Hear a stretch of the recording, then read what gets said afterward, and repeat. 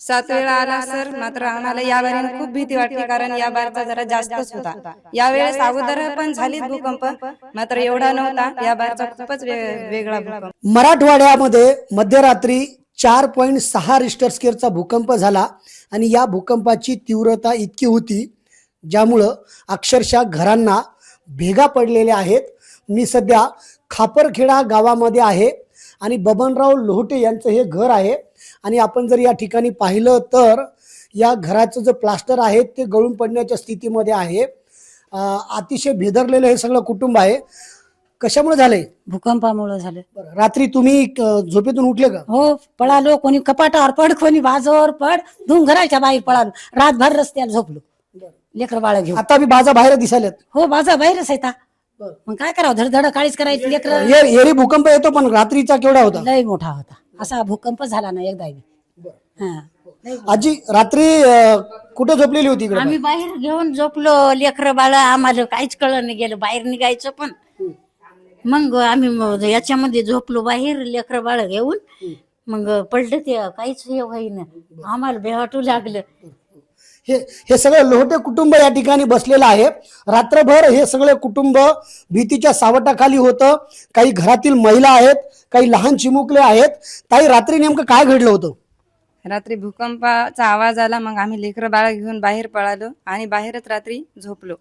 आता मी बाजा बाहेर टाकलेल्या आहेत. हो आहेत ना, मग भीती झाली ना सर निर्माण, त्याच्यामुळे आम्हाला बाहेरच झोपावं लागलं. घराला तडे गेले तो तुमच्या? हो सर. बरं, भीती वाटते लहान लेकर घेऊन राहायला? हो ना, भीती वाटते. बर, रात्री किती वेळा भूकंप आला? 6 वेळा आला सर. किती वेळा भूकंप आला? 7 वेळा आला सर, मात्र आम्हाला या बारीने खूप भीती वाटली, कारण या बारचा जरा जास्तच होता.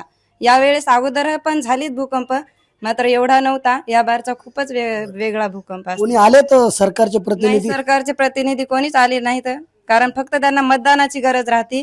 भूकंपाची त्याची काही गरज नाही. काही अधिकारी आलेत का? अधिकारी नाही, कोणीच नाही आलं सध्या. एवढे वेळा भूकंप झाला तरी कोणीच आलेलं नाही खापरखेडा गावामध्ये. ही सगळी खापरखेडा गावातली परिस्थिती होती. खरं तर हे बबनराव लोटेचं कुटुंब आहे आणि रात्रभरापासून ते सगळे चिंतेमध्ये आहेत. मला सांगा, रात्री किती वाजता तुम्ही झोपेतून उठले आणि लेकरांची अवस्था काय होती? सर, 1:37 भूकंपाचा धक्का एवढा जोरात आदळला की तसा भूकंप आतापर्यंत कधीच झाला नव्हता. आणि मी उठलो जागून. माझे लेकरं होते लहान लहान, कोणतं हाताला धर कोणतं धर, बाहेर पडलं. एकाचा पायाचा अंगुठा फुटला, मुलाचा फुटला अंगुठा, ठेस लागून बाहेर पडता पडता जागा नसल्यामुळे मग बाजा काढल्या, बाहेर झोपले. आता 6 वाजे लेकरं चेतीत होते आणि प्रशासनाचा कोणताही अधिकारी इथे येऊन पाहणी करायला आलेला नाही.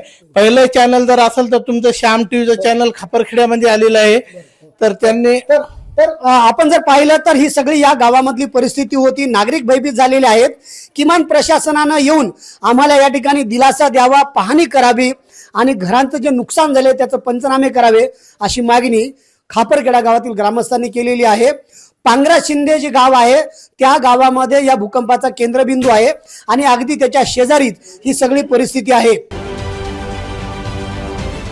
महाराष्ट्रातील सर्व बातम्यांचे विश्वासार्ह व्यासपीठ.